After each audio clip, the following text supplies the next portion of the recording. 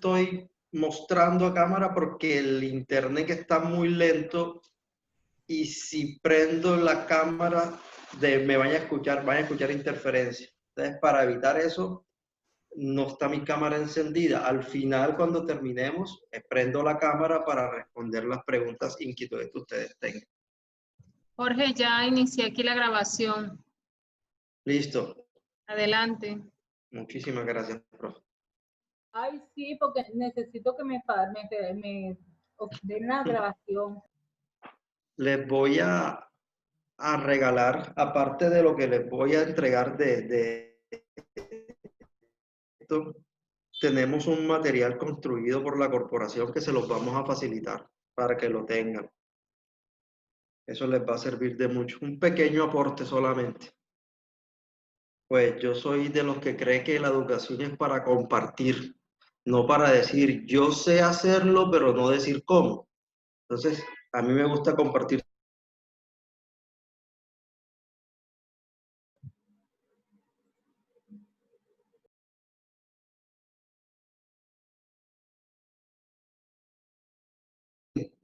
Me parece que debes mejorar en esto, del mejor de nuestras prácticas docentes.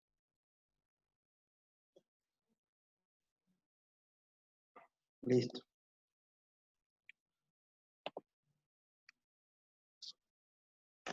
Dentro de las funciones que tienen los docentes está detectar, porque nosotros en el aula de clase somos los que detectamos si el estudiante presenta algún signo o alguna dificultad de aprendizaje.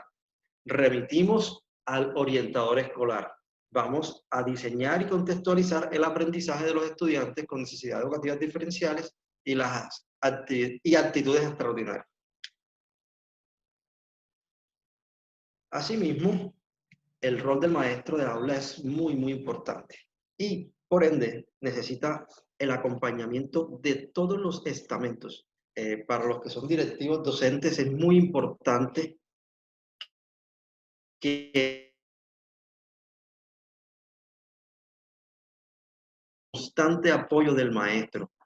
Esto y necesita que se le brinden herramientas, que se le brinden las capacitaciones, que se le brinden el acompañamiento para poder cumplir con cada uno de los propósitos de sus actividades académicas.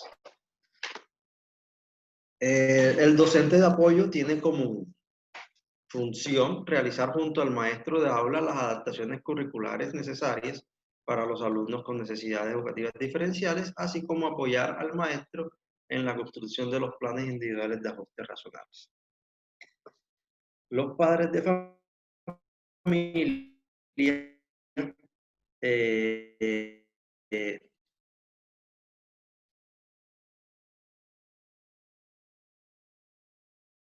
apoyo y acompañamiento de las actividades diseñadas en el PIAR que sea eficiente y logre impactar en los estudiantes. Para este acompañamiento de los padres, pues si no lo tenemos, va a ser muy difícil. Y debemos tener en cuenta algo. Nosotros nos enfrentamos a contextos bastante diferentes cada nosotros. Nos vamos a encontrar con unas zonas rurales donde los padres son iletrados y donde el padre muchas veces prefiere llevarse a su hijo a trabajar que éste asista a sus actividades académicas. Y entonces ahí vamos a encontrar mucha resistencia en esa parte con los padres. Es nuestras realidades, sobre todo para mis profes que trabajan en colegios públicos. Es algo que vamos a encontrar en la cotidianidad.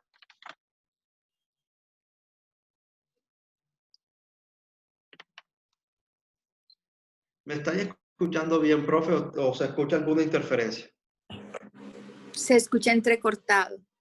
Se escucha entrecortado, listo. Ya voy a tratar de mejorar el De internet. ratico, Jorge. Regalen.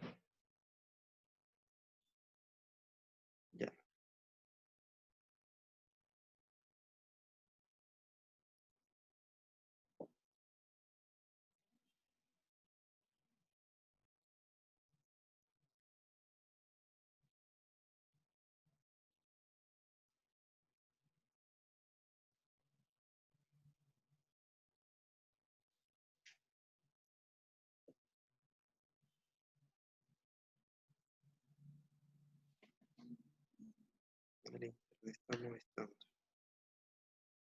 ¿Me escuchan mejor ahí, profes?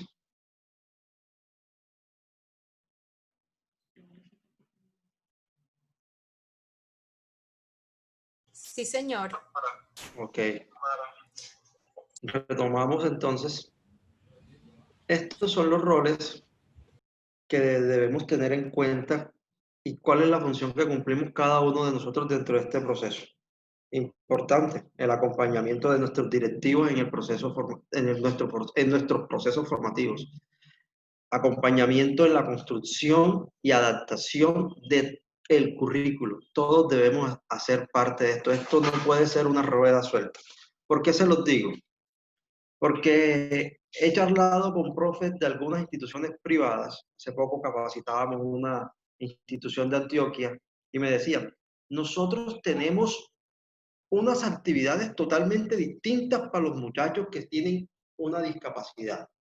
Y les decía yo, ¿cómo así que actividades distintas? Sí, nosotros preparamos una clase aparte para ellos y una clase para los estudiantes que no tienen ninguna dificultad. Se presentan muchas instituciones y eso se llama o lo llaman un currículo paralelo. Tenemos dos currículos, uno para estudiantes con necesidades y otro para nuestros estudiantes que no presentan ningún tipo de necesidades. Y eso es doble trabajo para los maestros. Por eso es que el ministerio lo que nos recomienda es que utilicemos el diseño universal para el aprendizaje, que lo incluyamos dentro del currículo.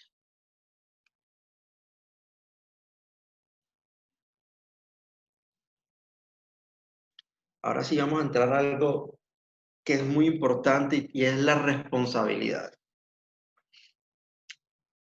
Cada uno de nosotros ha asumido un rol, pero hay entes que tienen unas responsabilidades. Dentro del decreto vamos a encontrar las responsabilidades que tiene el Ministerio de Educación Nacional, las Secretarías de Educación y las instituciones educativas. Cada una de ellas tiene sus responsabilidades y juega su rol dentro de este proceso. Eso lo vamos a encontrar en la subsección 3, esquema de atención en educación. No vamos a tocar lo que tiene que ver con el Ministerio de Educación. Vamos a tocar algo que es más cercano a nosotros, a nuestras realidades, que son secretarías de educación, instituciones educativas y padres de familia. Las responsabilidades de los padres de familia se encuentran también dentro del decreto. Están al final. Ya le voy a decir la página en el cual se encuentra la responsabilidad. Aquí dice obligaciones de las familias, página 14. Ahí pueden encontrarlas. Bueno, tenemos las responsabilidades de la Secretaría de Educación. En este cuadro están sintetizadas. Primero, definir estrategias de atención a la población con necesidades educativas diferenciales. Elaborar un informe anual que deben remitir al Ministerio de Educación. Gestionar las valoraciones pedagógicas de los estudiantes. Recuerden que esta parte de las valoraciones, hay una resolución que salió en enero del 2020, que es la 113. En esta nos están dando a conocer las nuevas disposiciones con respecto a las discapacidades y a los códigos de CIMAT. Y una de las recomendaciones que hace esa resolución es que no se pueden subir a CIMAT estudiantes que no estén diagnosticados.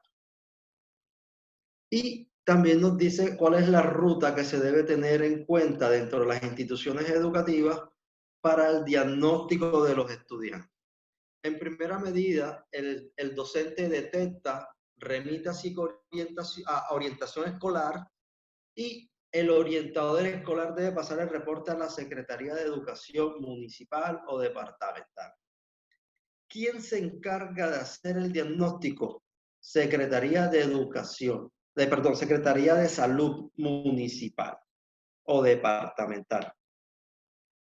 O la IPS con convenio con el municipio. Después de ser reportado por Secretaría de Educación, la Secretaría de Salud tiene 10 días para remitir al estudiante, para diagnosticarlo, darle su cita. Eso es lo que debe hacer. Para Disculpe, los colegios yo- privados, dígame, Esa era la pregunta de los colegios privados. Gracias. para los colegios privados, si el estudiante no cuenta con los recursos, deben reportarlo a Secretaría de Educación y hacer el proceso. Pues quien responde por los gastos de diagnóstico es el municipio. Eso lo dice la resolución 113. Si el estudiante cuenta con sus medios, debe ser llevado a su IPS, ser diagnosticado y el diagnóstico debe ser remitido a las instituciones educativas o colegios. ¿Por qué es importante esto del diagnóstico, profes? Yo trabajé 4 años como docente de aula en 2 instituciones educativas y recuerdo mis 2 últimos años en el Colegio La Salle Montería. A final de año, en las comisiones de evaluaciones, el estudiante iba perdido todo el año. Las orientadoras le decían, necesitamos que él nos diagnostique, que traiga al niño con el diagnóstico. El padre de familia decía que su hijo no tenía nada, pero a fin de año perdía el niño el año y llegaban con un diagnóstico express. Mi niño tiene una discapacidad, mi niño tiene esto. Y tocaba reevaluarle el proceso. Ahora, si el estudiante no tiene diagnóstico y no tiene construido su PIAR, en el caso que lo necesite, ya los padres de familia se quedan sin herramientas. Si ustedes le dijeron, necesito que lo diagnostique y no lo diagnosticó, hagan su debido proceso. Y las instituciones se van a ahorrar esa tutela que imponían los padres de familia a fin de año en la Secretaría de Educación con el fin de salvarle el año a sus hijos. Entonces a mí el decreto y todo lo que tiene que ver con él me parece una buena herramienta para nosotros como maestros. Doctor, pero yo le hago una pregunta. Usted dijo la Secretaría de Educación, ¿en que caracteriza no es la de Salud, la Secretaría de Salud? Sí, señora, pero usted tiene que remitir a Secretaría de Educación para que Secretaría de Educación remita a Salud. Ah, ya, listo, gracias. Ese es el proceso. Esas son las rutas, disculpe, esas son las rutas Sí. a seguir para caracterizar al estudiante. Sí. Mm, En la institución nosotros identificamos en el aula de clase el maestro. Le remitimos al orientador. El orientador, en la resolución 113, al final están unos formatos de valoración, los cuales deben ser diligenciados. Cada Secretaría de Educación debe tener unos formatos de remisión que deben entregárselos. La Secretaría de Educación hay un corregimiento de Antioquia que lo tiene todo el plan de atención. La institución remite a Secretaría de Educación Municipal con el formato que ellos manejan, que diseñaron, y Secretaría de Educación remite a Salud, y Salud devuelve el diagnóstico con los ajustes pertinentes para cada uno de los estudiantes. Esa es la ruta que debemos tener. Doctor, yo le hago una pregunta. Un aporte ahí en ese puntico, disculpe. Yo tengo entendido que cuando la institución, por ejemplo, a través de ese orientador escolar, se ha hecho el proceso, se hace la detección del niño o la niña, esto se remite a Secretaría de Educación. Secretaría de Educación tiene un subproceso que se llama cobertura, y cobertura a su vez tiene otros subprocesos que se llaman permanencia y acceso. Y es a través de permanencia y acceso que llegan estas remisiones y son ellos los encargados de buscarle ya la ruta de atención a través de Secretarías de Salud y lo que ya corresponda. Pero sí se hace inicialmente la ruta por Secretaría de Educación y a través de cobertura y permanencia. Y cobertura y pertenencia pertenece a Secretaría de Educación. Ujú. Entonces, ahí está. También que debemos respetar los procesos, porque se hace necesario que tengamos evidencia de cada uno de los procesos que llevamos con nuestros estudiantes. La profe que iba a decir algo. Profe, yo le hago una pregunta. Lo que pasa es que en la 113, en el registro de localización y caracterización de estudiantes con discapacidad, al menos en una reunión que hubo acá, se comentó que por el momento aquellos estudiantes que tuvieran una discapacidad visible, como los docentes somos las personas que estamos, que podemos hacer la valoración pedagógica, por el momento ellos podían tener ese niño y caracterizarlo, pero aquellos que tienen una discapacidad visible, como por ejemplo una discapacidad motora, que eso es visible por el momento, por las cuestiones de la Pero pandemia. por la pandemia. Exactamente, porque son visibles y sí, pero ya con una cognitiva ya tiene que ser con un diagnóstico médico, obvio. Es correcto. Así es. Seguimos con las responsabilidades de Secretaría de Educación. Gestionar los ajustes razonables que las instituciones educativas necesiten, definir y gestionar el personal de apoyo. Esto es fundamental. El decreto destina un 20% del presupuesto del municipio, pero no se puede utilizar para capacitación. Se utiliza para contratación, compra de materiales y partes tecnológicas. Y se deben contratar desde Secretaría el personal que va a estar acompañando a los estudiantes en cada uno de sus procesos formativos.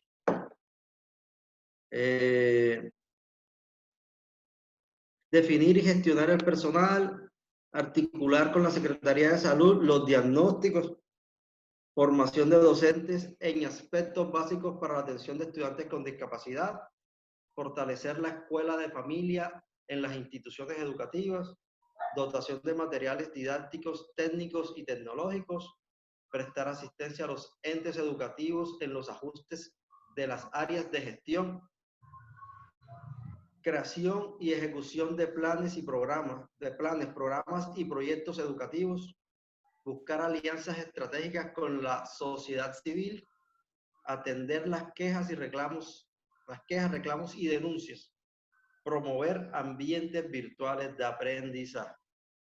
Esta última nos queda ahorita para la pandemia, ¿cierto? Que no se había implementado nada sobre este tema. Disculpe, doctor Jorge. Dígame. Dígame. A mí en el punto 7, no sé si en las otras regiones pasa, pero muy particularmente donde yo estoy en Buenaventura, este punto 7 es muy difícil llevarlo a cabo y es allí donde se estanca todo el proceso del estudiante. Generalmente eso es un problema para la familia, poder tener las citas con los especialistas. Y eso se dilata y eso a veces no dura ni siquiera un año, varios años. De varios años, sí. Para poder hacer eso. Uno, a veces cuando los padres son dedicados y persistentes, logran hacerlo en un año o año. Pero hay otros padres que tiran la toalla y no llegamos. Entonces, estos muchachos siguen la institución, pero quedan con la presunción que hace el docente de apoyo o el orientador escolar frente a la discapacidad que tengo. Y eso hablo en la parte cognitiva, porque pues hay otras que son más fáciles, ¿no? La física, aún todavía el sordo, sin uno mirar los niveles de la sordera, pues alcanza uno pues a tenerlo, pero la cognitiva es muy, pero muy difícil. Y este proceso que está pidiendo el decreto, ahí estanca y pasan los años sin que esto se lleve a cabo. Sí. Gracias, profe, por su aporte. Profe, por eso sacaron la resolución 113 y dice que tienen que en 10 días brindarle la atención al estudiante. Ojalá se cumpla, porque usted sabe que en nuestro país las cosas no se cumplen. Listo. Vamos a las orientaciones o obligaciones de las instituciones educativas. Identificar los signos de alerta en los estudiantes. Reportar al CIMAT. Incorporar el enfoque de educación inclusiva y DUA, el diseño universal de aprendizaje en el PEI. Mantener actualizada la historia escolar, proveer condiciones a los maestros para elaborar los PIAR, garantizar la articulación de los PIAR con la planeación, garantizar el cumplimiento de los PIAR, hacer seguimiento a los aprendizajes de los estudiantes con discapacidad, mantener conversación permanente con los acudientes, padres o cuidadores, ajustar manual de convivencia para prevenir la exclusión, revisar el sistema de evaluación institucional. Me quiero detener un poco aquí. ¿Cómo están haciendo con respecto al sistema de evaluación y los estudiantes?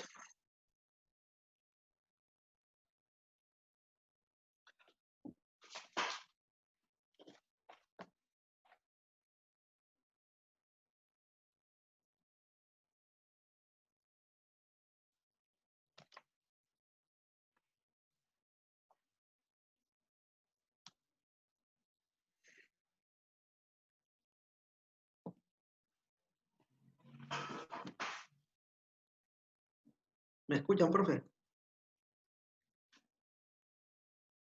¿Cómo están haciendo para la parte de la evaluación de los estudiantes?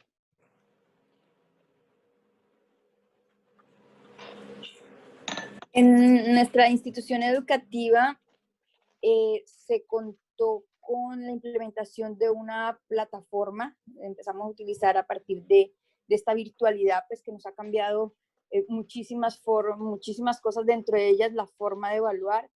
Y esta aplicación, esta plataforma educativa permite que el estudiante, digámoslo así, suba allí sus talleres, sus actividades, pero al mismo tiempo, yo estoy en un colegio privado, los docentes siguen teniendo contacto diario, dan clases diarias de forma virtual con los estudiantes, por lo tanto siguen teniendo ese contacto para hablar con ellos y evaluarlos de acuerdo a su participación, de acuerdo a las actividades que ellos hagan dentro de lo que se puede llamar estas clases, digámoslo entre comillas, virtuales. Esa es la forma en que acá en esta institución se está haciendo. ¿Alguien más quiere aportar con respecto al Buenas tardes. sistema de evaluación Pues, institucional? en la institución educativa Santa Rosa de Lima. ¿Sí me escuchan? Sí, te escucho. ¿Aló? ¿Y hola? Sí, te estamos escuchando. Bueno, en la institución educativa Santa Rosa de Lima precisamente se está trabajando pues con aquellos jóvenes que tienen dificultades auditivas a través de los intérpretes, ¿sí? A través también del aprovechamiento de las redes sociales, están realizando este tipo de procesos evaluativos, ¿sí? Donde se incorpora también de forma adecuada los ajustes que se hicieron de forma presencial, ¿sí? Y que se desarrollan a través del apoyo de las redes sociales, ¿sí? Como le comenté, también se maneja el apoyo por parte de los intérpretes para facilitar todo el proceso de desempeño de los estudiantes, ¿sí? Y ahí, pues, obviamente, se va recopilando toda esta información y se va verificando el avance que están teniendo los estudiantes con este tipo de dificultades.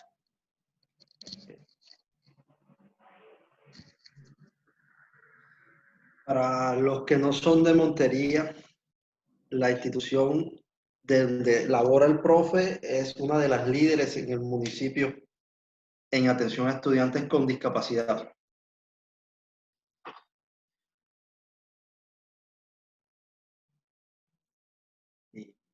Listo. Miren aquí la número 12. La número 12 con la número 8 de las responsabilidades de Secretaría de Educación La 8 de Secretaría de Educación dice formación docente en aspectos básicos, ¿cierto? Para estudiantes con discapacidad. Y la número 12 dice formar a los maestros con enfoque inclusivo. Esto, y él lo dice el decreto, se debe hacer todos los años. Se debe hacer una inducción y una reinducción a los maestros para trabajar y abordar todo lo que es la inclusión.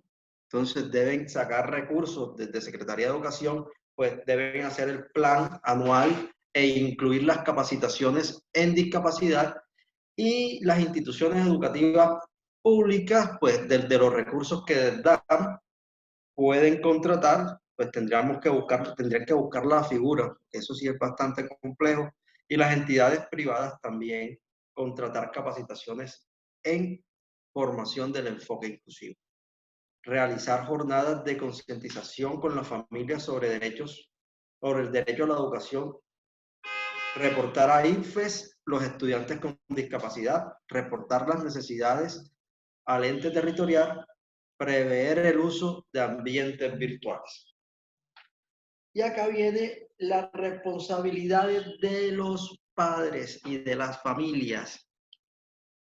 La primera responsabilidad es adelantar el proceso de matrícula del estudiante con discapacidad. Aportar y actualizar la información requerida por la institución educativa. Cumplir y firmar el plan individual de ajustes razonables. Establecer diálogo constante con los demás actores. Solicitar la historia escolar para la entrega en la nueva institución. Participar en los espacios de formación. Participar en la consolidación de las redes de apoyo entre familias. Realizar veedurías permanentes al cumplimiento de lo establecido. Alertar, denunciar ante las autoridades. Y con esto tenemos los roles de cada uno. Entonces, desde la institución educativa, ¿qué debemos hacer? Comenzar a cumplir con las responsabilidades que tenemos y exigirle a las secretarías de educación que cumplan con sus responsabilidades. Pero no necesitamos que la secretaría comience un proceso para nosotros comenzar a implementar las responsabilidades que tenemos dentro del decreto 1421. ¿Tienen alguna pregunta?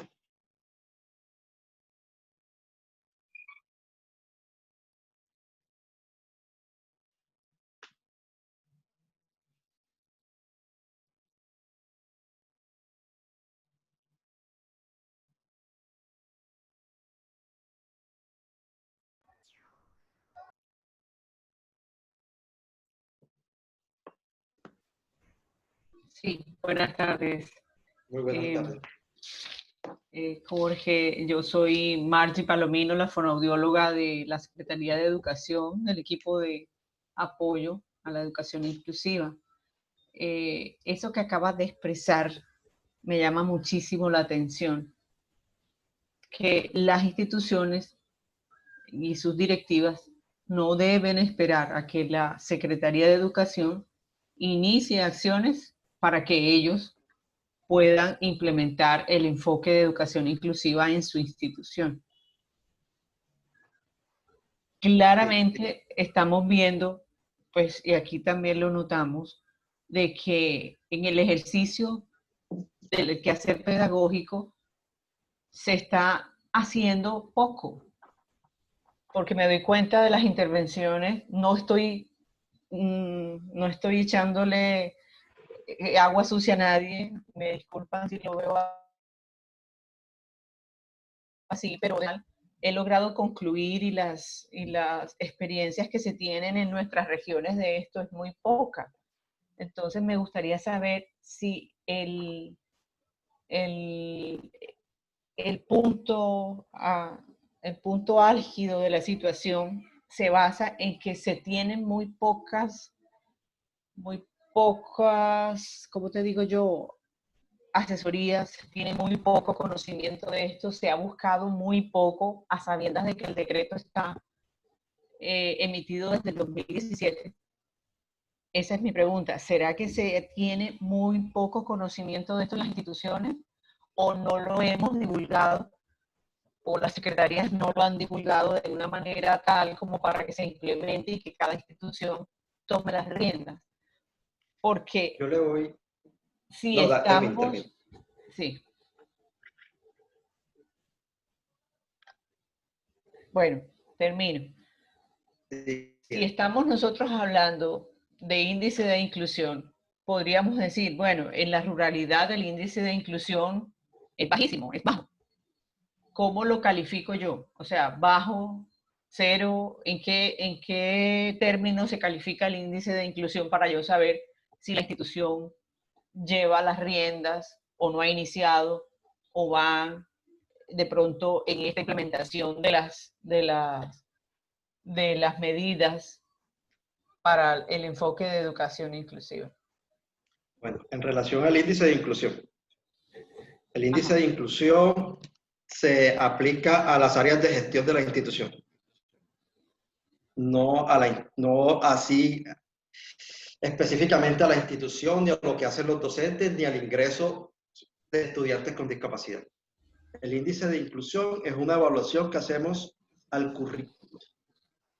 Miramos las áreas de gestión, se evalúan padres de familia, cuál es la percepción que tienen, los estudiantes qué percepción tienen, y toda la parte directiva y maestros de la institución que piensan sobre eso. Eso ya está preestablecido y existe un formato de evaluación. Eso se saca ahí. Correcto. Mi punto de vista, y lo voy a hablar como Jorge Romero. ¿Cuál es mi percepción? Yo soy un arduo defensor de los maestros y de la labor que hacen los maestros en el contexto educativo, con las pocas o muchas herramientas que tengan.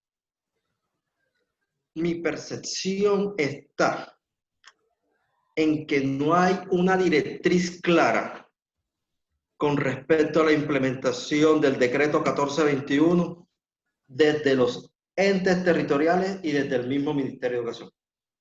No se ha hecho una buena divulgación, no hay, por ejemplo, desde cada municipio o desde el departamento, una ruta de implementación que le diga al maestro cuáles son sus funciones. Por ejemplo, las funciones de los entes educativos que están dentro del decreto. Es más, yo les voy a regalar una escala de Likert para que evalúen si en verdad han implementado el decreto y en qué nivel está.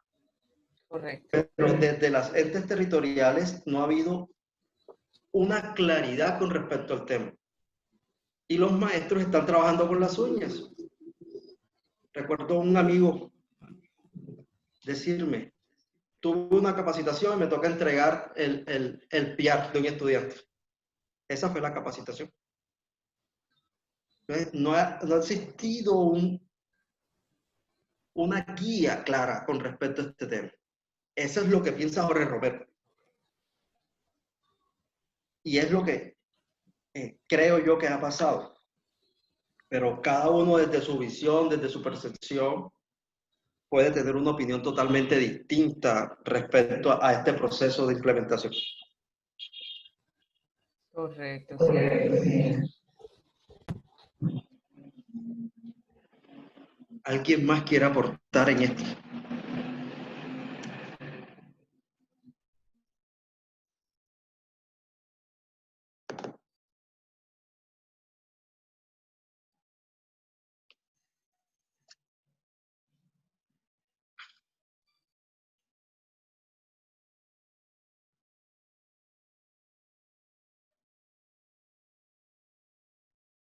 Listo, continuemos. Barreras de aprendizaje.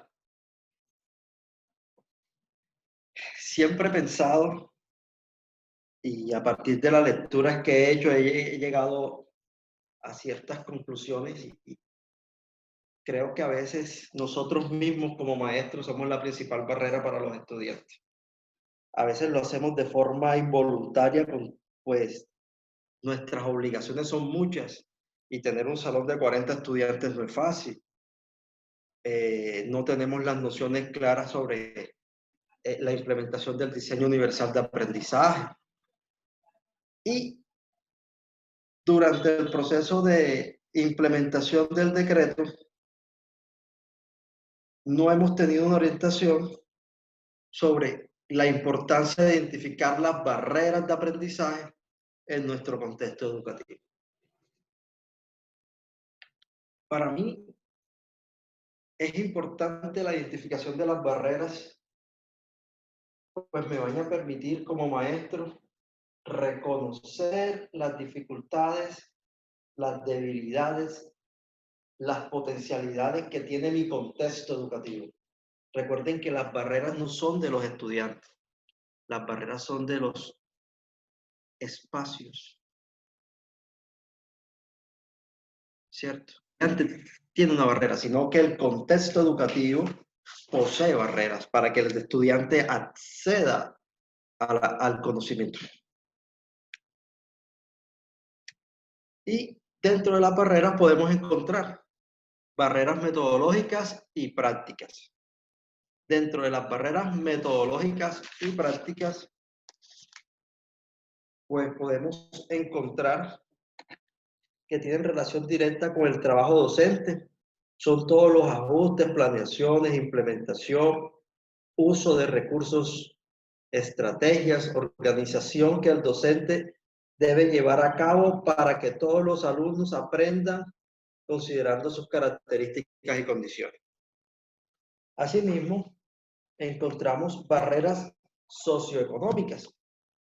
Aquí entra en juego el nivel económico de los estudiantes, las carencias materiales que pueda tener el alumno. Por ejemplo, no tener dinero suficiente para comprar material didáctico. También encontramos barreras actitudinales. En este ámbito se puede englobar una serie de prácticas perversas, muy diseminadas en los últimos años y que no discriminan nivel socioeconómico ni geográfico. Barreras de infraestructura son las que más nos encontramos nosotros en las instituciones educativas, sobre todo en las públicas, porque nuestras infraestructuras han sido abandonadas en las últimas décadas. Barreras prácticas, barreras de comunicación, barreras socioculturales. Nos encontramos con un sinnúmero de barreras, las cuales debemos nosotros comenzar a eliminar para que nuestros estudiantes accedan al conocimiento. Y ahora vamos a tocar otro tema que ya hemos venido hablando de él, que son los ajustes razonables. El decreto los define, los podemos encontrar dentro del decreto.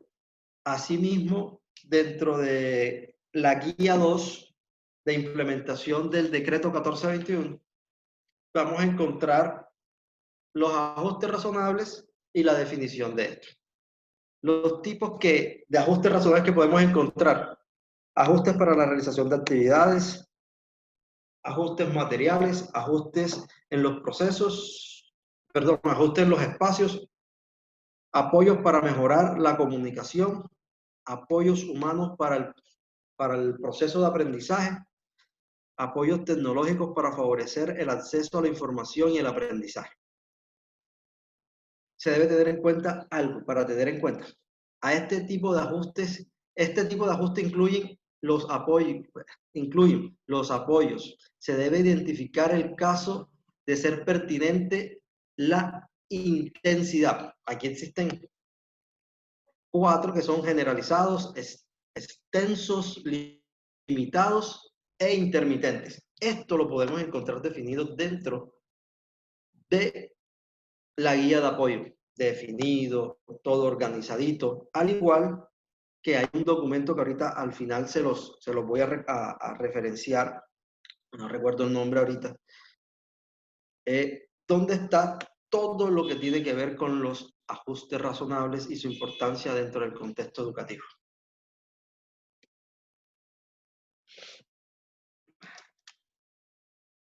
Y ahora toquemos un poco este tema que para mí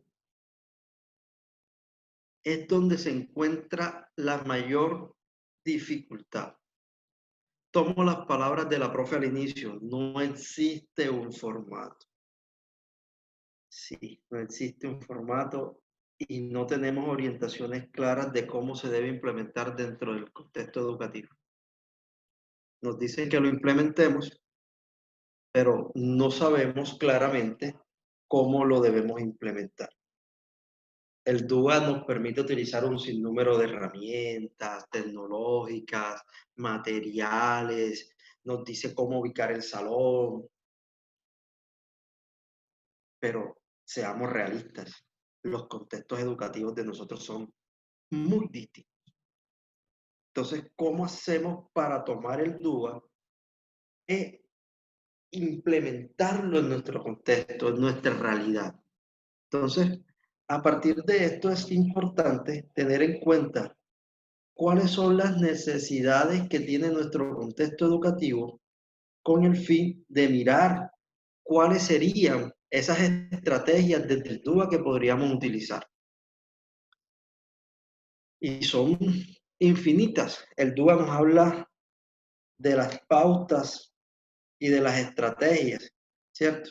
Tiene 3 principios, tiene pautas y tiene estrategias. Les voy a regalar también un documento de 15 páginas en donde está el principio, las pautas del principio y la estrategia para cada una de las pautas. Es un documento bastante amplio que les va a servir mucho. Yo se los voy a compartir el día de mañana, le estará llegando a sus correos. Bueno, vamos a tocar esto. El CAS, que es un ente que trabaja todo lo que tiene que ver con el diseño universal para el aprendizaje a nivel mundial, da 5 estrategias para la implementación del DUA dentro del contexto educativo. Y el primero que nos da, la primera pauta que nos da es comunicar los objetivos de la lección. Entonces nos dice que debemos tener en cuenta y decirle al estudiante desde el inicio cuál es el objetivo de la clase o de la actividad. Y que tenemos que repetírselo constantemente. El estudiante debe escribir o puede escribir en su cuaderno el objetivo y el maestro constantemente repetirle cuál es el objetivo de la clase o el objetivo de la lección. Este lo podemos lograr. Sí, se puede lograr. Esto no tiene ningún tipo de complicación. En lo que corresponde a las opciones de tarea, pues sabemos que nuestro salón de clase es bastante amplio y por lo general nosotros realizamos una sola actividad para todos nuestros estudiantes, ¿cierto? Entonces lo que propone el DUA es que existan múltiples opciones para que el estudiante demuestre que adquirió el conocimiento. Entonces aquí nos dice que pueden crear podcasts, que pueden crear videos, demostrar lo que saben, incluso pueden dibujar cómics. Pero mi pregunta es, ¿cómo hago en zona rural a un estudiante sin internet para que me cree un podcast o un video? Entonces, es donde se necesitan las adaptaciones y tener en cuenta las realidades que tiene nuestro contexto educativo. Espacios de trabajo flexibles. Aquí también entra mucho lo que tiene que ver con nuestro contexto. Nos dice que el estudiante puede trabajar de forma individual. Sí, es factible. Pero que los espacios sean silenciosos, que trabajen en grupos pequeños, que se distribuyan en la institución educativa. Y yo veo bastante complejo 40 estudiantes, cada uno por un lado y el docente detrás de ellos jugando en la cancha. Es algo complejo, es la realidad que nosotros vivimos. Entonces, no contamos con aulas acordes que tengan el mínimo de confort. Yo les puedo dar un ejemplo. El año pasado me tocó dictar un taller en el Colegio Rosario, en Altos de Rosario, Sincelejo. los salones pequeñísimos, calurosos, no podíamos hacer mesa redonda ni hacer otro tipo de trabajo. El colegio está en una peña, o sea, está en la ladera de una montaña y va bajando y los espacios no son acordes. Es una realidad a la cual nosotros tenemos que sumir y mirar cómo podemos implementar esto dentro del proceso formativo.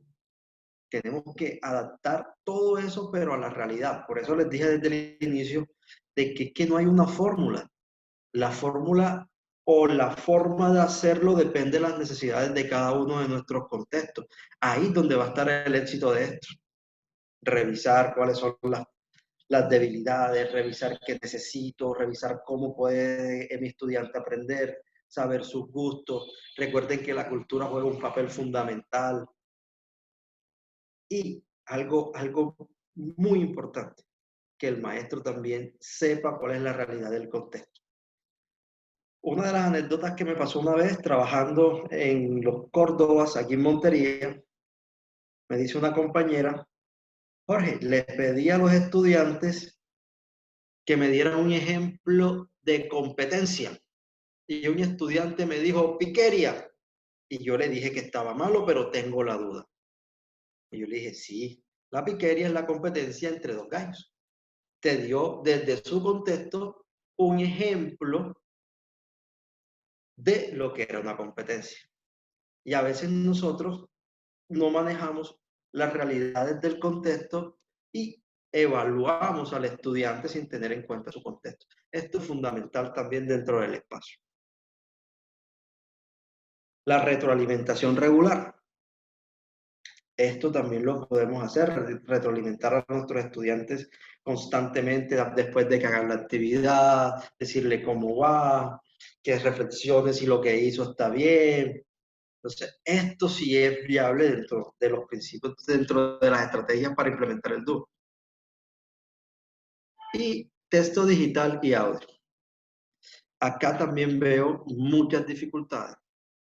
En nuestras realidades de los colegios públicos, pues, no tenemos las herramientas para que nuestros estudiantes lo hagan. Entonces, es importante saber qué podríamos hacer con esos textos y esos audios. En estos momentos de pandemia, pues se pueden utilizar, grabarles, mandarles audio, mandarles un video, digitalizarles los textos. Pero cuando volvamos a nuestras realidades, es cómo hago para que el estudiante, si le voy a dar múltiples formas de que acceda al conocimiento, él pueda escuchar su audiolibro o su libro digital en su casa. Por ejemplo, el caso de la compañera que es de Buenaventura y que el estudiante no tenga una tablet, no tenga computador, no tiene internet, vive en una vereda o en un lugar subnormal de la ciudad, ¿cómo va a ser? Pues es lo que tenemos que tener en cuenta para esto. Esto que tenemos aquí, pues, son los principios, las pautas del DUA, las estrategias. Esta imagen se la voy a mandar también aparte con un texto. Y más el documento que les dije de 15 páginas que les voy a compartir en esto. Entonces, vea que tiene el DUA, tiene la parte del acceso, de construcción, internalización y meta. Hagamos un ejercicio, un pequeño ejercicio. Vamos a establecer una barrera para cada uno de estos, de estos procesos o de estos espacios que nosotros utilizamos para el aprendizaje de nuestros estudiantes.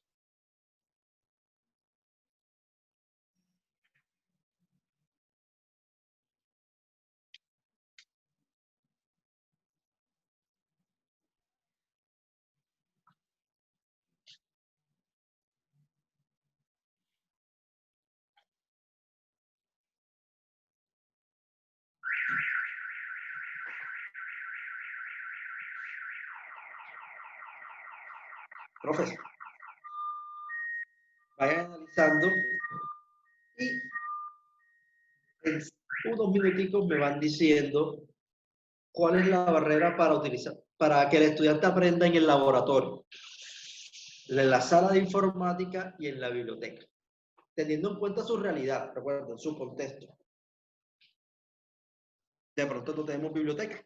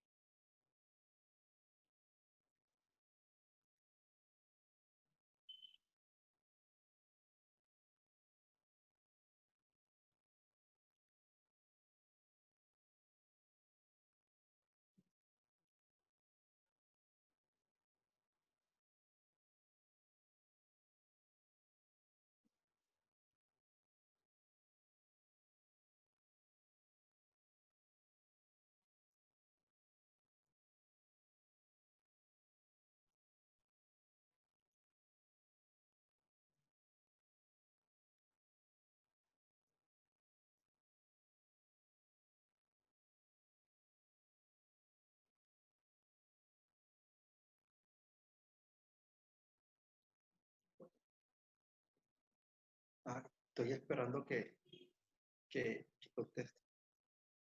Estoy leyendo los mensajes de ustedes, profe, y esperando que me aporten a cada una de estas sus limitaciones.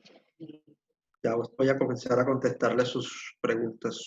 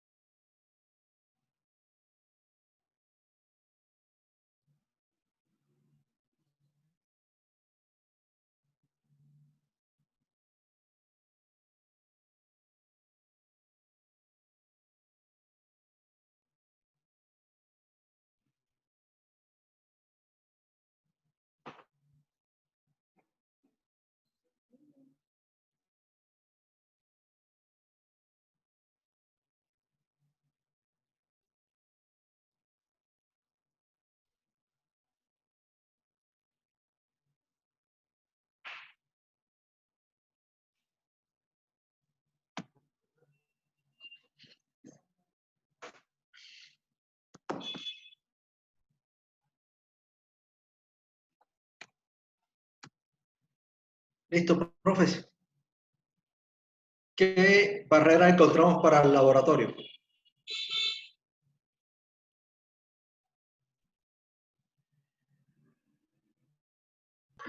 Como estamos hablando de realidad en el caso de la institución donde yo estoy y que tenemos estudiantes con discapacidad auditiva, Pues en este momento no está funcionando el laboratorio. Está el espacio, más no hay implementos. La sala de informática sí está, pero estamos escasos de equipos, pero muy pocos equipos y algunos obsoletos a la fecha. Y nuestra biblioteca, a pesar de que ha sido ampliada, no contamos con personal para la atención y también el material es muy escaso también para los estudiantes. Entonces, yo diría que esta barrera es para todos los estudiantes de la institución, no solamente los que tienen necesidades educativas o los que tienen discapacidad, sino para todos. Correcto. ¿Alguien más?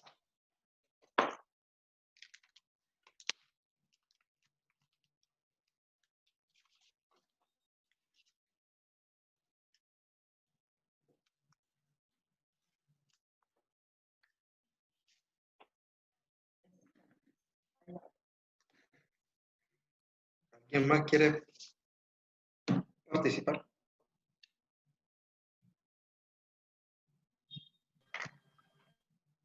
Con respecto, el aporte que voy a hacer no es estrictamente lo que concierne a mi institución, pero haciendo un ejemplo con el ejercicio, el laboratorio sería la falta de todos los instrumentos para trabajar de una manera adecuada.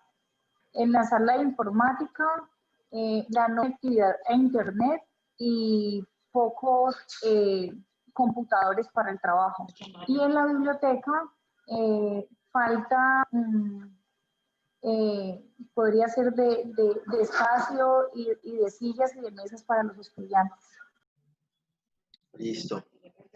Aquí nos dice Emiluz Sánchez. En los laboratorios falta materiales, dado que no siempre los que existen son suficientes para que todos los estudiantes los manipulen y se relacionen con ellos. Kelly Rodríguez, laboratorio, rotulación de los instrumentos, sala de informática, la distribución de las sillas y los equipos de cómputo, biblioteca, espacios restringidos. Luz Mercedes. Pero al observar las barreras que más se evidencian son físicas, de señalización, material e heterogéneo. Cecilia Rolón, falta tecnología para discapacidad sensorial. Listo. Bueno, continuemos. Yo quiero aportar algo, Jorge. Claro que sí. Bueno, escuchando todos los aportes que han hecho los asistentes, pues pienso que todas esas barreras pueden estar presentes en todas las circunstancias.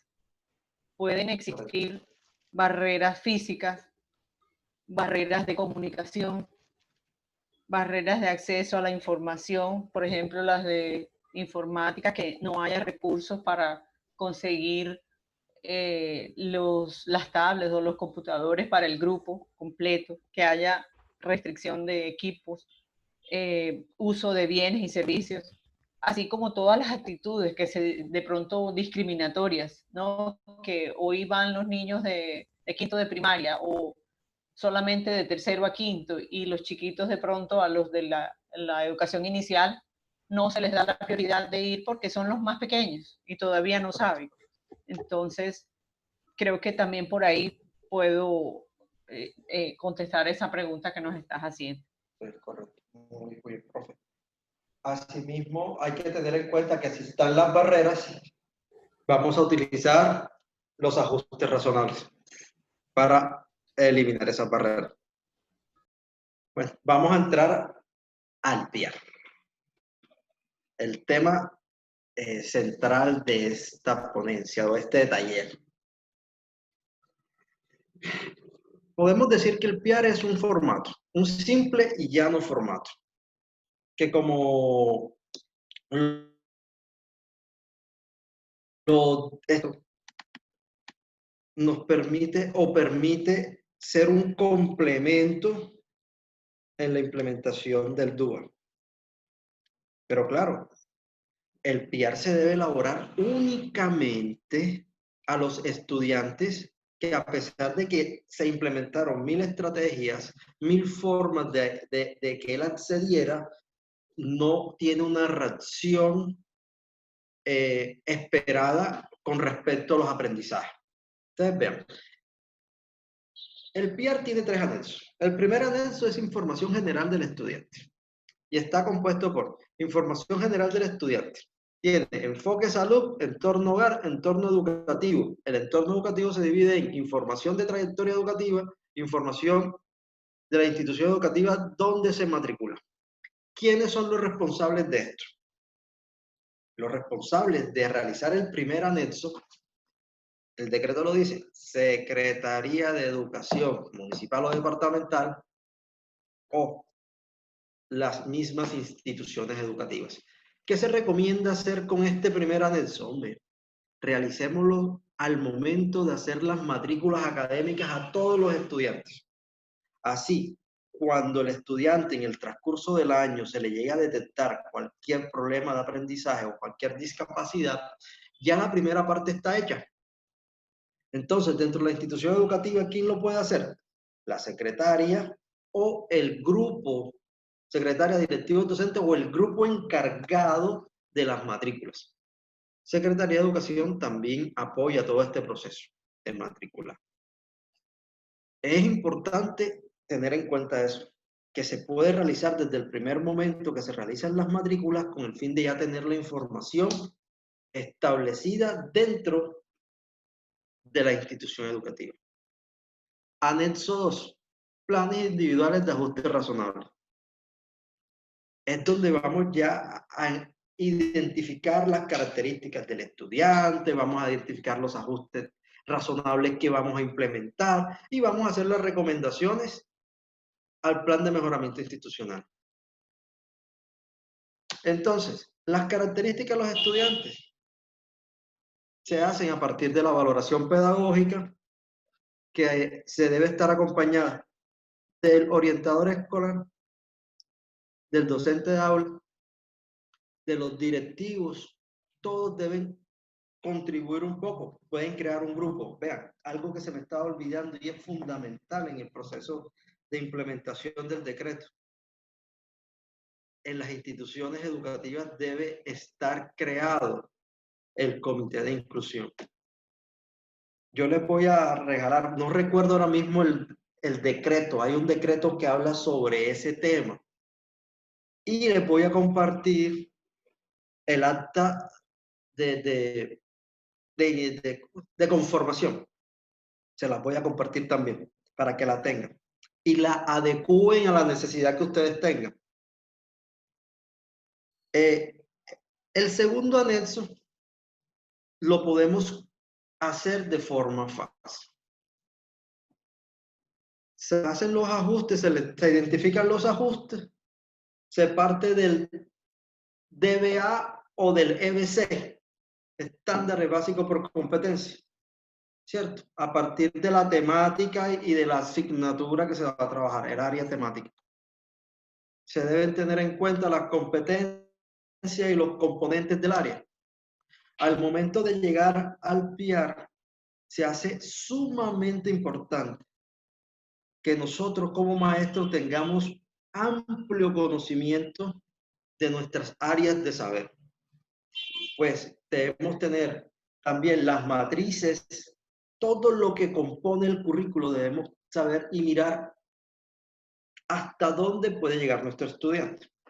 ¿Por qué? Porque el PIAR lo que te va a hacer es, si usted como maestro en lengua castellana, grado sexto, tiene en el primer periodo 7 unidades temáticas, usted va a identificar cuáles de esas 7 unidades temáticas puede trabajar el estudiante y cómo voy a hacer yo para que él sea competente en esas temáticas. El PIAR lo podemos equiparar o lo podemos hacer una homologación con lo que en políticas educativas lo llamaban el PEP, Planes Educativos Personalizados. Eso existe en nuestros currículos, dentro de los procesos de ajuste y y adaptación. Entonces, ahorita vamos a hacer un ejemplo para poner en práctica lo que tiene que ver con el PIAR. Acta de acuerdo. En el acta de acuerdo se colocan los compromisos que van a tener los padres de familia en la casa, cómo se va a trabajar en casa, las actividades en casa. Debe estar firmado por el maestro de aula, por coordinador o por el directivo docente, el orientador escolar y el padre de familia. Asimismo, el estudiante debe firmar. Se recomienda que éste sea evaluado periódicamente con el fin de que podamos visibilizar que las actividades que hemos dejado para la casa estén cumpliendo su cometido y que los padres de familia estén cumpliendo con su rol dentro del proceso. Esto es importante. Vean, paso 1. Anexo 2. Objetivos de aprendizaje, DBA, EBC. Se parte desde ahí. Paso 2, anexo 2. Se identifican las barreras de aprendizaje. También les voy a compartir un material para que identifiquen las barreras de los aprendizajes en su contexto educativo. Identificamos las barreras. Posteriormente, se colocan los ajustes. Y después está el seguimiento que se le debe hacer al estudiante. Entonces, el PIAR nos permite a nosotros individualizar al estudiante, identificar hasta dónde pueden llegar sus aprendizajes y potencializarlo, volverlo competente en cada una de esas habilidades que él puede ejercer. Se recomienda, profe, es muy importante que al inicio de año nosotros le hagamos a nuestros estudiantes un test de estilos de aprendizaje, con el fin de saber cuántos son kinestésicos, cuántos son visuales, cuántos auditivos y saber cuál es la forma en que aprenden ellos y que nuestras clases las planeemos a partir de los estilos de aprendizaje de nuestros estudiantes. Asimismo, cada estilo de aprendizaje tiene unas estrategias para uno poder brindarle al estudiante y que él demuestre que adquirió el conocimiento. Eso es muy, muy, muy importante. Esta es la bibliografía, se la recomiendo. Decreto, guía de apoyo. Hay una guía de apoyo 1 y una guía de apoyo 2. Y este documento, que se llama Documento de Orientaciones Técnicas, Administrativas y Pedagógicas, podríamos decir que es la Biblia de la implementación del decreto. Son 270, 240 páginas, en la cual vamos a encontrar la definición de las discapacidades, estrategias para atender las discapacidades, vamos a encontrar unos formatos de valoración pedagógica, nos da un sinnúmero de estrategias. Y para los entes territoriales, este último que dice el Ministerio de Educación, guía para la implementación del decreto 1421 para la atención educativa a personas con discapacidad y el marco de educación inclusiva. Todo esto lo tiene el ministerio, lo pueden encontrar en Colombia Aprende. Entonces, voy a salirme un poco aquí, quiero buscar un ejemplo. Hagamos un pequeño ejemplo.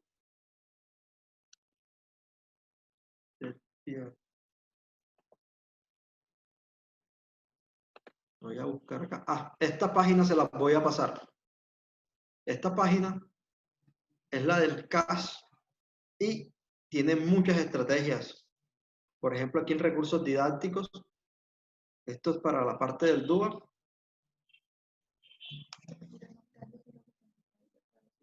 Los estilos de aprendizaje. Los estilos de aprendizaje son visual, auditivo y kinestésico.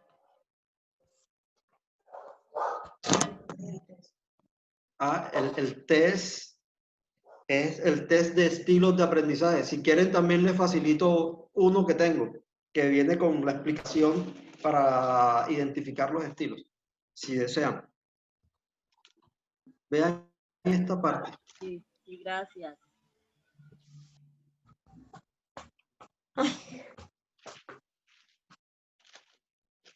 Vaselina de la mamá. Permito, no se me arrimen, que yo vengo a la casa. Vamos a hacer un ejemplo vamos a preparar una clase con Duba.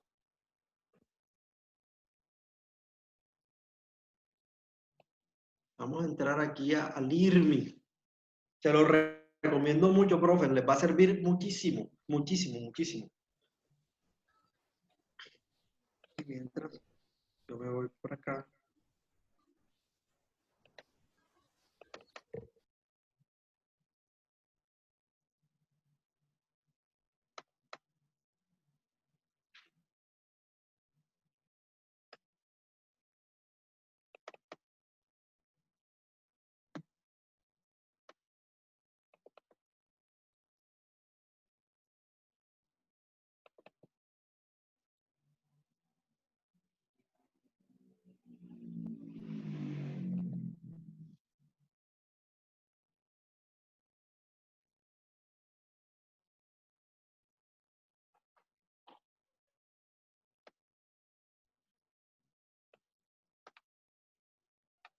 Vamos a esperar aquí. Bueno, aquí vamos a ingresar.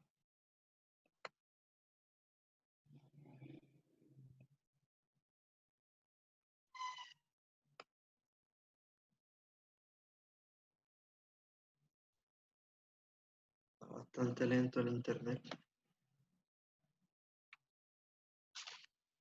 ¿De qué área quieren que trabajemos? ¿Qué área quieren que trabajemos? Español. Matemáticas. Lenguaje. Bueno, vamos a hacer un ejemplo de... Bueno, aquí tengo uno de matemáticas y uno de lengua castellana. Aquí en lengua castellana, grado sexto. Este ya está hecho. Vamos a crear cursos. Lástima que el internet está un poquito lento, si no fuera más rápido.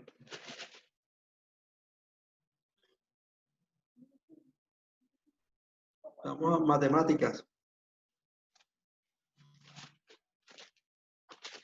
A comenzar con matemáticas. Este ejemplo universal.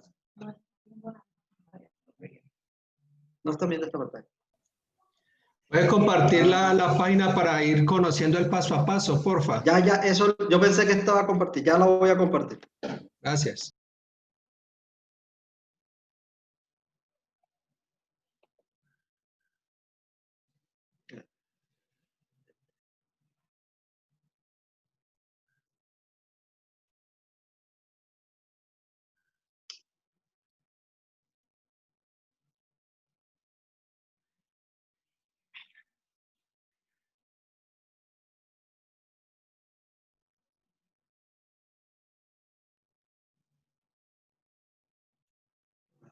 Lento, lento, lento, lento. Ya.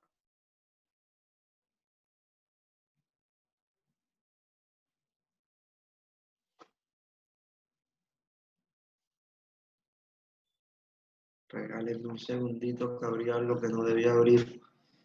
Y puso lento el computador.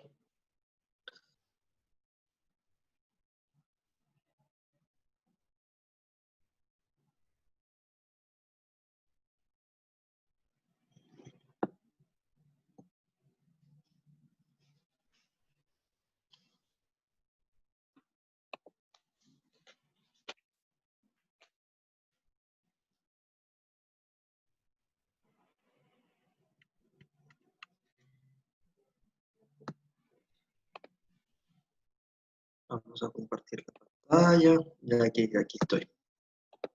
Listo. Bien. ¿Ya están viendo la pantalla?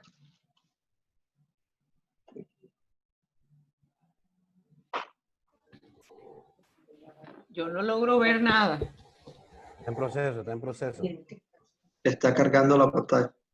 Ahí está. ¿Listo? Bien. Vamos a echar hacia atrás.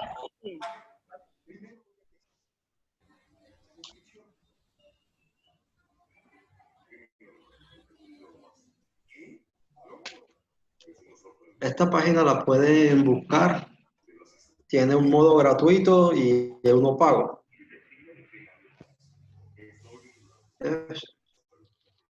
Aquí vamos a ver la clase de matemáticas. Vamos a hacer la planeación, mis planeaciones.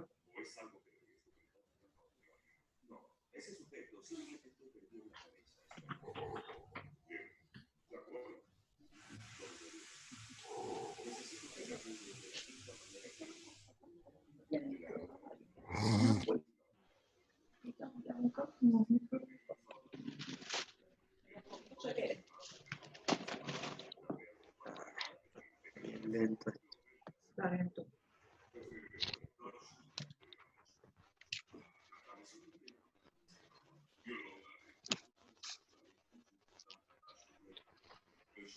Aquí va.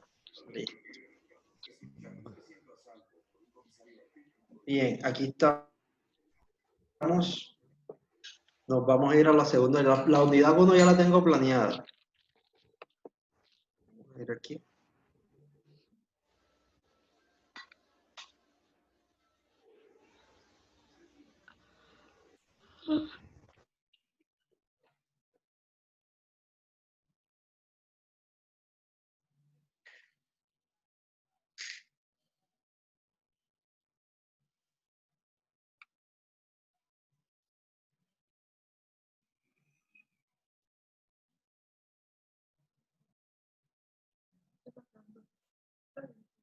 Lento, lento, lento.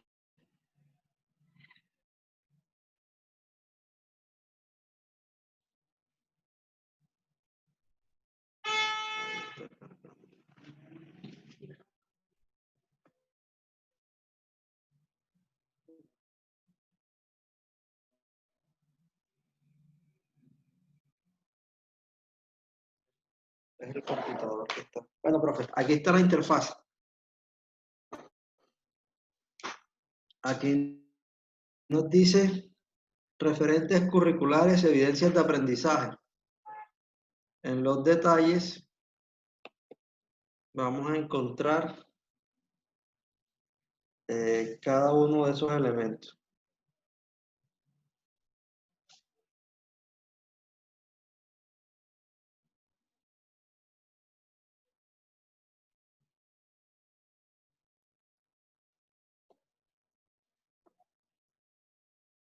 Le vamos a agregar.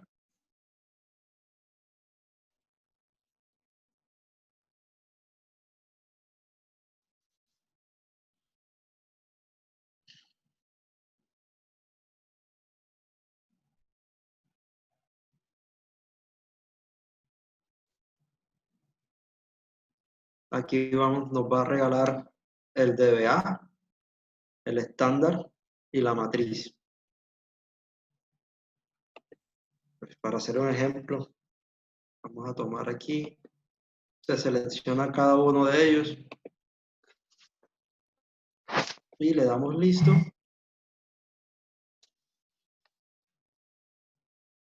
Y queda. Nos va a aparecer acá. Vean. ¿Sí alcanzan a ver?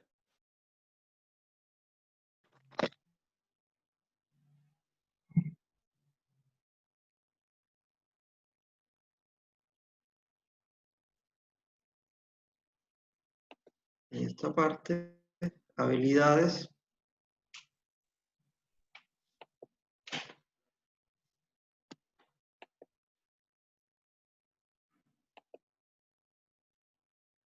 No tiene habilidades el programa para esta parte. Vamos.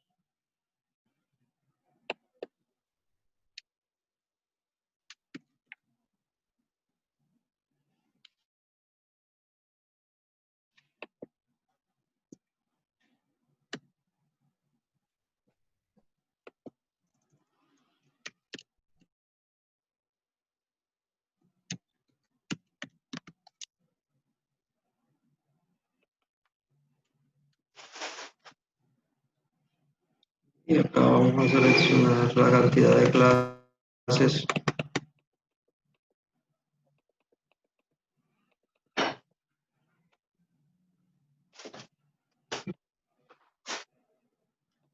Fecha.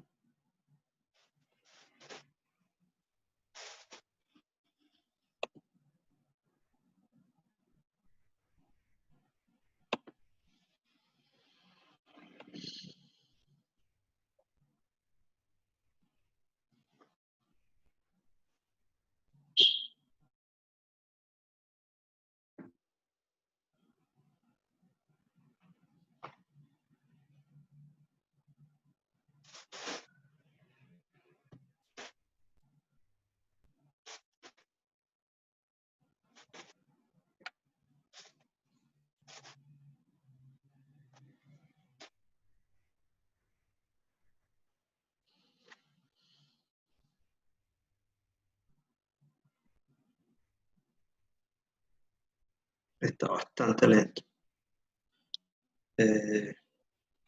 Profe, si tiene algunas preguntas, vamos charlando mientras esto va cargando. Preguntas sobre el tema, inquietudes.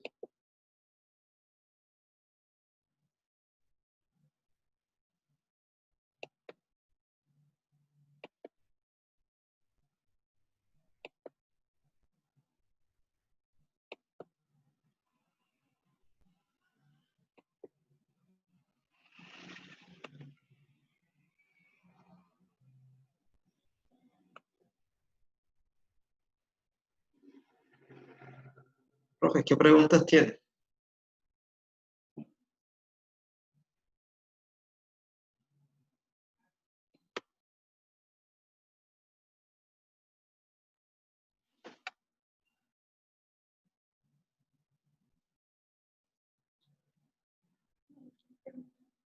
¿Me escuchan? ¿Sí me escuchan? ¿Me escuchan, profes? Sí, muy buenas tardes. Sí, la estamos escuchando. Yo quisiera conocer la ruta de tránsito armónico del preescolar a primaria para niños con discapacidad. El tránsito armónico de los niños con discapacidad. Eso lo podemos encontrar en el decreto. Aquí está. Nos dice. Ya se lo muestro. Regálame un segundo.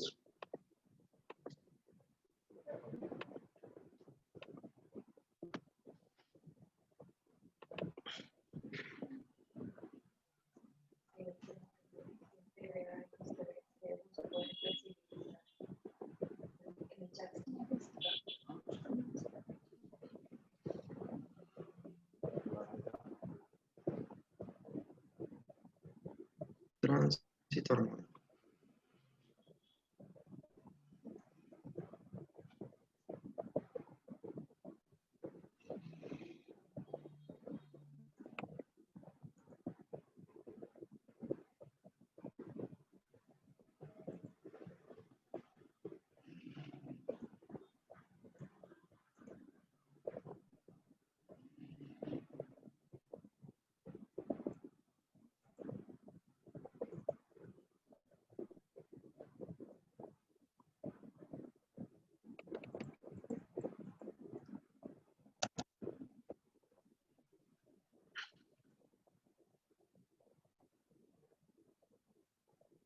¿Logran ver el documento, profe?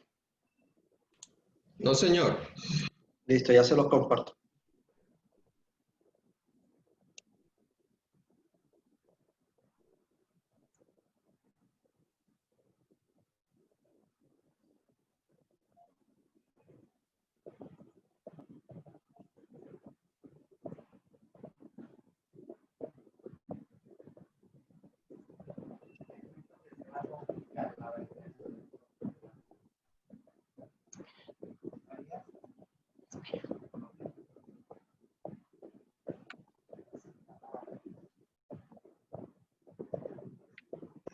Igual la noche.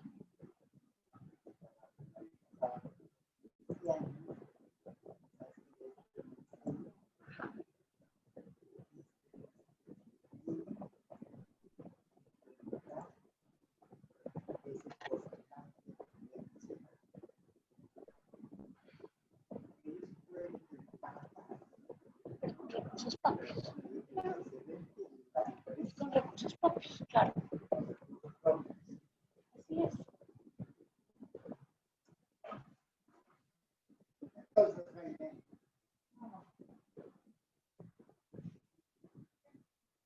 Eso yo siempre lo he sabido.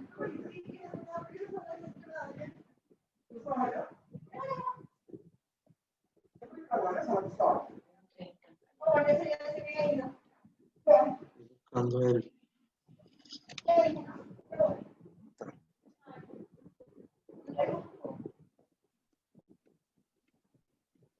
Excelente, la sesión de hoy fue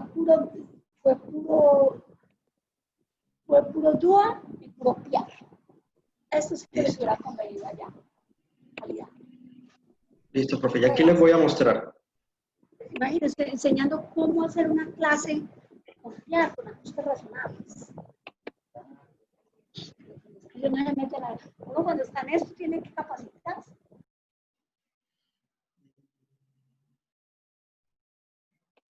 Aquí tenemos la ruta.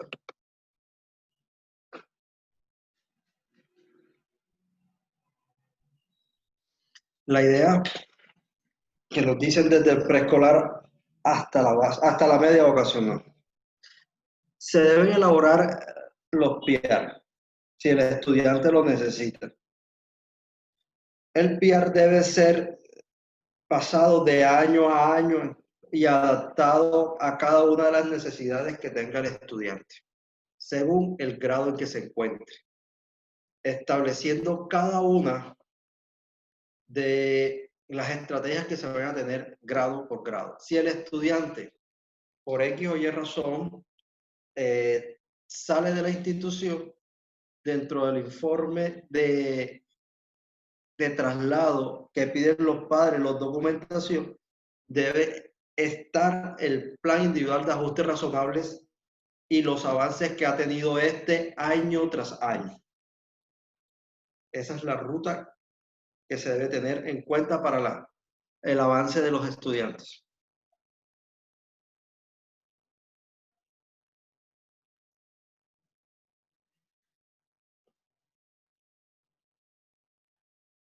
¿Alguna otra pregunta, profesor?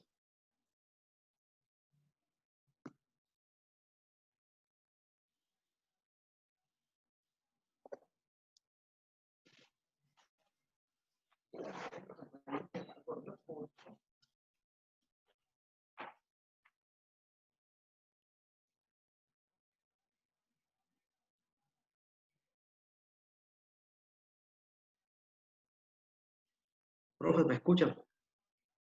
¿Tienen preguntas, dudas, inquietudes?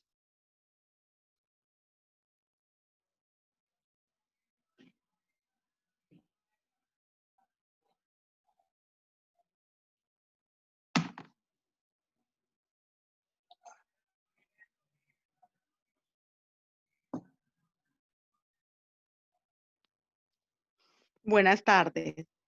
Muy buenas tardes. Era como para darte las gracias pues por esta charla del día de hoy. Lamentablemente yo tuve un corte de señal tremendo porque hubo un daño eléctrico y no pude como terminar todo y apenas vino hace unos momenticos la luz nuevamente y yo quería saber si de pronto todo lo que contaste hoy en la reunión nos lo van a compartir en memorias también. Claro que sí, el video va a estar, se los vamos a compartir. Bueno, señor, muchísimas gracias. Muy especial la información de hoy. Ok, Paola Valencia nos pregunta respecto a la manera de evaluación. Dentro de los ajustes que se deben hacer y de las instituciones educativas está la parte de evaluación. Deben sentarse como institución educativa, maestros, directivos maestros, y buscar cómo van a evaluar a los estudiantes con discapacidad. Esto debe estar registrado dentro del manual de convivencia para que tengan claridad sobre este tema. Y debe ser mostrado a los padres de familia, todos los actores deben tener conocimiento sobre eso.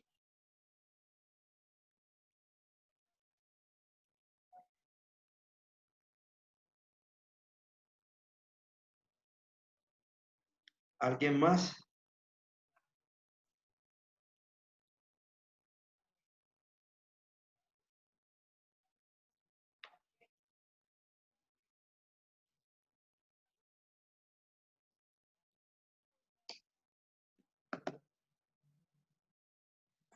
Bueno, si no tenemos más preguntas, pues fue un placer. La profesora Alexandra va a hablar un momento con ustedes.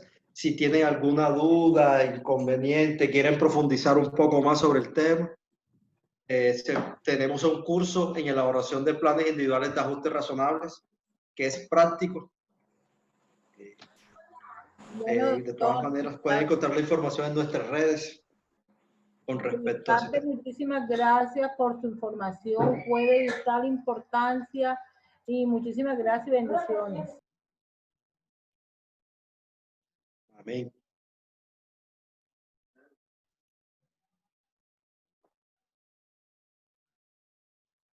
Hola, buenas noches a todos.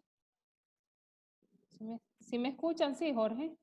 Sí, te escucho. Ay, no, agradecidas, bueno, por el espacio brindado durante todos estos días, sus aportes realmente muy significativos.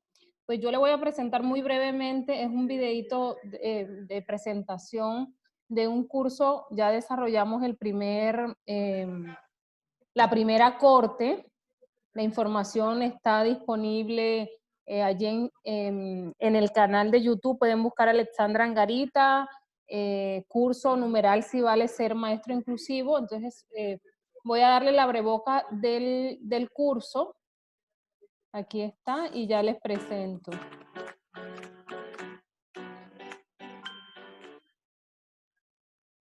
Si vale educar la primera infancia. ¿Sí escuchan? Módulo educativo, si vale ser maestro inclusivo. Bajito. Sí. Ale, se escucha muy bajito, mi amor. Ahora. Alrededor de los referentes de educación inclusiva. Bajito, mi amor. Espérate un momentico, espérate. No. Es aquí No. Denme un segundito y dejo de compartir aquí.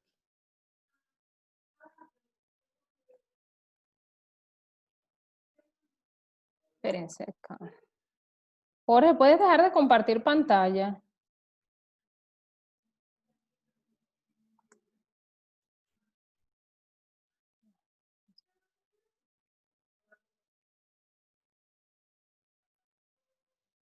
Hola, ¿sí me escuchan? Sí, señora. Sí, claro. Perfecto, te escuchamos perfecto. Ah, ok, denme un segundito. Bueno, ya realizamos la primera corte. Ustedes pueden entrar al canal de YouTube. Ahí tienen toda la información disponible. Y próximamente estaremos... Si vale educar la primera infancia. Módulo educativo, si vale ser maestro inclusivo.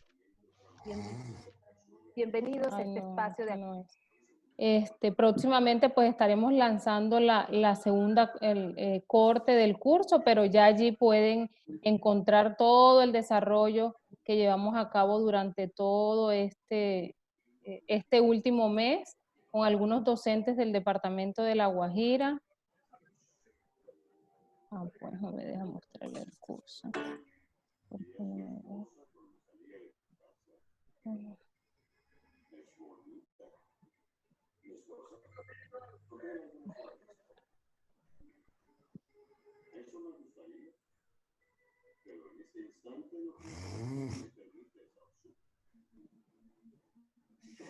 No sé por qué no me quiere salir.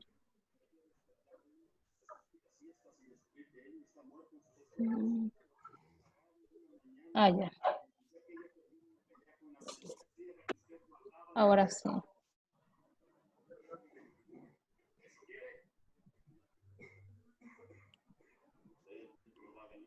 Vamos a subir el volumen por aquí.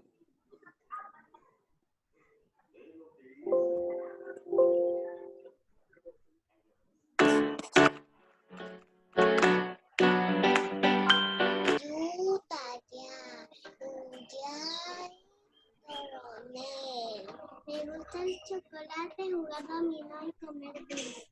Me gusta jugar Nintendo. Soy Vicky. Hola, soy Vicky. Me llamo Vicky. Amo la escuela. Ahora.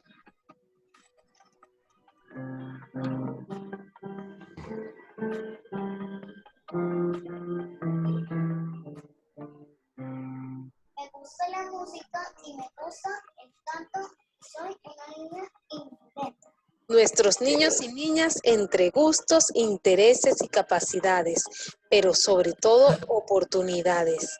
Sí, un mundo de oportunidades desde el contexto educativo. Por eso, te invitamos a ser parte de esta gran experiencia de aprendizaje. Sí vale educar la primera infancia. Ven, inscríbete y participa de nuestro módulo educativo Sí vale ser maestro inclusivo. Un recorrido por diversos ámbitos del desarrollo infantil, los cuidados en la primera infancia, la educación inclusiva y la atención a la diversidad a partir de los lineamientos nacionales. Con amor y voluntad, los maestros hacemos de la vida de niños, niñas, jóvenes y adolescentes un universo mágico de felicidad.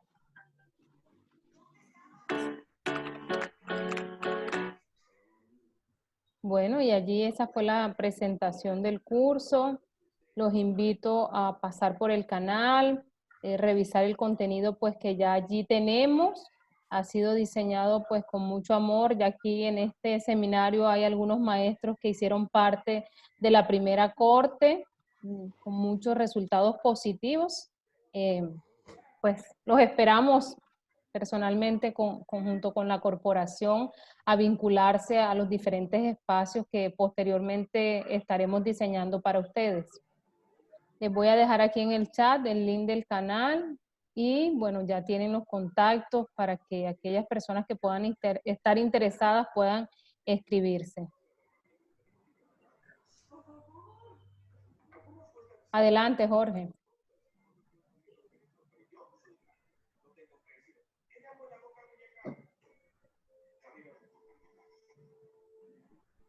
Listo. Bueno, muchísimas gracias para todos por su participación. Esperamos volver a compartir un espacio con ustedes.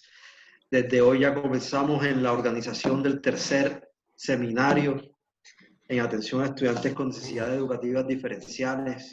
Esperamos volver a contar con su presencia en estos espacios. Cualquier cosa que necesiten, cualquier duda que tengan con respecto al tema, cualquier apoyo, pues acá en la Corporación Apolineo siempre van a encontrar un respaldo a esos procesos. Todo lo que pueda compartirles que sea provechoso para sus prácticas pedagógicas, pues si está en mis manos siempre estaré ofreciendo cualquiera de las actividades que nosotros realizamos. Bendiciones para todos. Gracias a cada uno de ustedes. Espero este evento haya sido de suma importancia y que haya sido enriquecedor para sus prácticas docentes. Mil gracias por todo. Mañana estaremos enviando los certificados, material de trabajo, los videos, todo a sus correos. No siendo más, pues que tengan un excelente fin de semana, que descansen y espero volverlos a ver. Muchísimas gracias por estos espacios de capacitación. Me habría